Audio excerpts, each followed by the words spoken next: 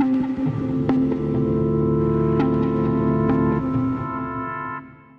October 16th, 1890, New Orleans Police Chief David Hennessy was shot to death while walking home. His death would spur violence, mass arrests, and suspicion of Italian-American immigrants who seemed to be part of a sinister criminal conspiracy of which few Americans had heard at the time, called the Mafia. Hennessy's life would have a lot to do with these early Mafia organizations that controlled the New Orleans docks, and his death would lead to a notorious trial, followed by an infamous example of mob justice. It is history that deserves to be remembered. David C. Hennessy was born in New Orleans in 1858. His father, also named David, served the Union in the Civil War with the 1st Louisiana Cavalry. After the war, he joined the Metropolitan Police, a force allied with the federal government and not the city, which helped enforce Reconstruction. For unknown reasons, in 1869, Hennessy entered a bar with a former policeman named Arthur Guerin, a nativist who had been dismissed from the force for violent behavior. The two were known to have a feud, but were apparently on good terms in 1869. An argument broke out, and Guerin pulled a gun and shot him 3 times in the chest. Guerin was charged, but got off on a verdict of justifiable homicide. David Jr. and his mother were soon destitute, but the superintendent of the Metropolitan Police, Algernon Badger, under whom his father had served during the war, took on David Jr. as a messenger boy in 1870 at only 12 years old, providing an income for the family. Hennessy soon became a rising star. As a teenager, he physically beat and collared 2 adults in the middle of a robbery. By age 20, he was a detective, recklessly headstrong about the law. The Metropolitan Police Force was disbanded in 1877 with the end of Reconstruction, and a new police force was created under Chief Thomas Boylan. Hennessy was retained as a detective. In 1881, at 23, he was handpicked to track down a Sicilian brigand, Giuseppe Esposito. Esposito had been the leader of a group of bandits in the Sicilian hills. 5 years earlier, he had helped kidnap an Englishman in Sicily and demanded a ransom from his English family. According to legend, along with the note, they sent one of the poor man's ears. The British government was furious, but Italy was reluctant to do anything about it. After they received the other ear, his family in England paid the ransom, and the prisoner was released. The Italians did have soldiers in the area, however, and cornered the gang, killing numerous leaders and eventually forcing Esposito to turn himself in. This may have been the end of the story, except that as Esposito was on his way to trial, he escaped. From there, he fled to France and finally the United States, where he set up shop in New Orleans. According to Chief Boylan, an Italian diplomat approached him about tracking Esposito down. Boylan put David Hennessy and his cousin Mike on the job. Esposito had taken on a new last name, but was otherwise not especially cautious and was said to fly a bandit flag occasionally. He became associated with Joe Provenzano, the leader of an Italian family that controlled rackets within the New Orleans docks. Hennessy tracked down Esposito, got permission to arrest the man, and get him quickly sent by sea to New York to prevent him from escaping again. Mike and David scooped up Esposito as he walked across the plaza outside the St. Louis Cathedral in the French Quarter on July 5th, 1881, and threw him on a boat. Esposito would be extradited to Italy, where he was jailed for life.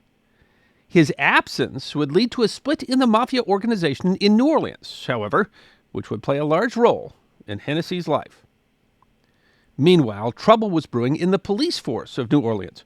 The reform-minded mayor, Joseph Shakespeare, was at odds with the city council, and the council disliked Boylan. They created a new position called Chief of Aids, which oversaw the city's detectives. They named Thomas Devereaux to the job, who, like many police of the period, had a violent past. Devereaux and Boylan were having a public break just days before the Hennessys arrested Esposito. Boylan told reporters that the detective's office was in chaos thanks to Devereaux. Devereaux argued that Boylan was encouraging the chaos. Boylan and Hennessy had their own allegations of corruption. One of Boylan's former partners ran a private police force, and Devereaux accused Boylan of keeping the police department weak to drive business to the private force. The more degenerate the police become, the more profitable for the agency, Devereaux charged. Devereaux's end would come from his attempt to destroy Dave and Mike Hennessy. He accused the pair of dereliction of duty, and Mike was even censured by the police board, but Devereaux couldn't prove his allegations. He alleged that his witnesses had been tampered with. David and Mike were cleared of wrongdoing, while Devereaux was convicted of oppression in office, insubordination, and unofficer-like conduct. He was suspended from duty. On October 31st, 1881, the day after he was convicted of the charge, Devereaux was in a brokerage house discussing investments when Mike Hennessy approached from outside. What happened next remains a matter of debate, but one or both pulled their weapons. The brokers dove for cover, and Mike was shot in the face, shattering his teeth and jaw. Devereaux aimed again at the detective, but apparently didn't see that Dave had pulled his own weapon and shot Devereaux in the head from point-blank range. Rumors and accusations abounded. Devereaux's friends said that it was an ambush, while friends of the Hennessys said David had never even fired his gun. David was arrested and charged with murder. Witnesses couldn't decide who fired first or if Mike had approached with his weapon drawn. David claimed that he had just been walking by, and Devereaux was known as quarrelsome. Several witnesses claimed that they heard Devereaux threaten to kill the Hennessys if he was convicted at the police board. The Hennessys were acquitted, but lost their police jobs. Mike went to Texas, and David went into private detective work. In his private work, Hennessy seems to have been very successful. He handled security for the New Orleans World Fair in 1884, and the New York Times wrote that the security officers were neatly uniformed and are a fine-looking and intelligent body of men, far superior to the regular city force. In fact, the police force had regained an awful reputation. Boylan resigned. Shakespeare was voted out, and City Hall and the Ring, which controlled it, used the force as a private army. The New York Times reported that the New Orleans police were a mild and feeble folk, apparently harmless and useless. Boylan took over his friend's private agency and made Hennessy superintendent. With the police useless, private security was in high demand. In the 1888 elections, reform was back on the ballot, and Shakespeare was again on the ballot as well. He was elected and quickly made Dave his new superintendent of police.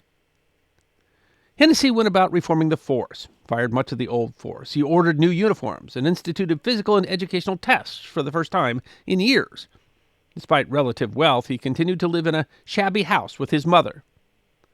Esposito's disappearance had split the Italians into two groups, a group following Joe Provenzano and another following Charles and Tony Mantranga. The Mantrangas had taken over the docks and slashed pay to Italian workers. In 1890, Tony Mantranga lost his leg when he and several others were ambushed on the street. Thus began the vendetta. Usually the Italian immigrants didn't like to go to the police to solve their problems, relying instead on themselves for justice. But Mantranga went after the Provenzanos hard, and 6, including the leader, Joe, were convicted and sentenced to life in prison. From the jail, Joe railed against the verdict, saying that the attackers must have been some laborers who didn't think the Matrangas were giving them a square deal. The fight wouldn't end there. There was evidence the Matranga's witnesses had committed perjury, and one of the defense witnesses had been murdered before he testified. A new trial was granted in October. Hennessy's role is less certain. He had worked with the prosecution in the trial, but rumors suggested that he decided to target the Matrangas instead, seeing them as the leaders of the criminal mafia. Hennessy was accused of accommodating the Provenzanos. On October 15th, he was walking home from a police board meeting around midnight. As he neared home, several men from across the street opened fire. Hennessy was hit, but he didn't go down, instead returning fire and giving chase until he fell. As he lay bleeding, the chief said one word, a racial slur aimed at Italians. He died at the hospital the following day. The mayor was irate. "Arrest every Italian you come across, if necessary," he ordered. Charles Matranga and his closest friends had been out that night at the theater and eating dinner. 40 people were arrested on little evidence. Carrying a weapon or a $100 bill was enough, and one was even arrested for having an ill-fitting suit. One of the arrested men said that he thought the Matranga people were against the chief because Hennessy wanted to set the Provenzanos free. Hennessy's body was carried through the streets 2 days later with a long procession and thousands of well-wishers. His mother wailed, "My son is gone, my only one." The arrests continued, including most of the Matranga leadership, including Charles Matranga. Weeks earlier, a reporter had heard from one of the Matranga people that the chief isn't doing his duty and promised a great surprise, which had never turned up. Mayor Shakespeare promised that these affairs has gone on as long as they can be put up with. The Sicilian who comes here must be an American citizen and subject his wrongs to the remedy of the law of the land, Shakespeare intoned, adding that Hennessy was the victim of Sicilian vengeance and that they must teach these people a lesson they will not forget. In the city, anti-Italian fervor was overflowing. As many as 250 Italians may have been rounded up. One of Hennessey's friends went to the jail and shot one of the accused through the bars. Pre-trial coverage was incredibly negative against the Italians, spurred by racism against Italians in general, and especially against Sicilians. A committee of 50 was formed to stamp out foreign murder societies. On January 23rd, the Provenzano men were acquitted in the ambush against the Matrangas. 19 men were finally indicted for Hennessey's murder. A trial for 9 of them began on February 16th, 1891. Hundreds of people had been combed through for the jury. They had to be non-Italians, not opposed to capital punishment, and not openly prejudiced against Italians. Some were dismissed for saying that they wouldn't convict only on circumstantial evidence. The trial was a national event, declared the greatest legal event in New Orleans history. All over the city, people wondered, who killed the chief? Schoolboys chanted it and slung mud at Italians. The outcome of the trial was far from certain. Witness after witness quibbled about who they'd seen in the dark, admitting that the streetlights were dim. They couldn't agree on how many assailants there were. Verdicts were called on March 13th. 2 of the men were found not guilty automatically, as no evidence had been presented against them, including Charles Matranga. 4 others were found not guilty by the jury, and a mistrial was declared on the remaining 3. But all 9 were returned to the prison because lying-in-wait charges remained, though they were certain to be dropped. That night, a crowd of 150 people gathered. Calling themselves the Committee on Safety, they called on people to come prepared for action the following day at a statue of Henry Clay near the prison. "Rise, people of New Orleans," one paper cried. "Alien hands of oath-bound assassins have set the blot of a martyr's blood upon your vaunted civilization. Your laws and the very temple of justice have been bought off, and suborners have caused to be turned loose upon your street the murderers of David C. Hennessy." Accusations that jurors had been paid off abounded. At the statue, William Parkerson shouted for the crowds to set aside the verdict of that infamous jury, every one of whom is a perjurer and a scoundrel. Immediately after the speech, the gathered thousands marched onto the prison. They attacked the prison with a battering ram, and the warden released the 19 Italians from their cells, telling them to hide. 1 hid in a trash can. 2 stuffed themselves into a doghouse. Thousands were outside, but only a handful carried out the killings, led by Parkerson and other city leaders, including politician James Houston, the editor of a newspaper, John Parker, future governor of Louisiana and a future New Orleans mayor. 60 armed men entered the prison. 2 of the men were dragged outside and hanged, then shot. 9 others were killed inside the prison, both filled with bullets. 4 of the men had never been tried. Charles Matranga escaped. The survivors were released. "The work was rapid and comprehensive. The guilty were stricken, the innocent spared," said one New Orleans newspaper the next morning. It isn't clear that any of the men killed, several of whom had been acquitted, had anything to do with Hennessey's murder. Only one had been proven to even threaten the police chief, and several had no connection with either Italian family. An investigation refused to indict anyone for the lynchings and claimed without evidence that several jurors had been bribed.